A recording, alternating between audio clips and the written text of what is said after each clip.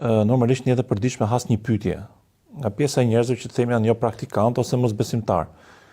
Dhe thotë ç'më duhet mu të marr përgjegjësinë e familjes, marr përgjegjësinë e amanetit, unë kam ardhi lirë, do bëj qef, do bëj karrierë, s'do martohem, fëmijët janë mbar. Pra, domethënë si mund të jetë përgjigje për këtë kategori njerëzish që i shmangin përgjegjësive dhe nuk duan fare përgjegjësinë në jetë?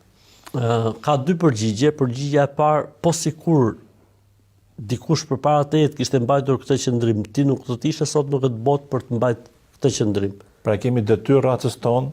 Absolutisht. Shumë riprodhim, pra një nga funksionet e njeriut. E para, e dyta, ne nuk jemi ata të cilët, domethënë, ne nuk jemi zotërit e vetes, nuk jemi ne zoti i vetes.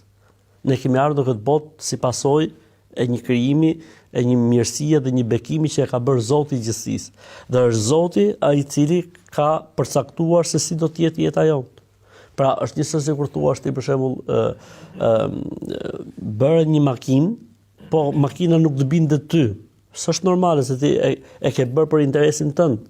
Zoti është ai i cili Allahu të takon shembullin më i lartë. Po Allahu është ai i cili na ka krijuar neve dhe Zoti thotë, unë dua për jush 1, 2, 3, 4.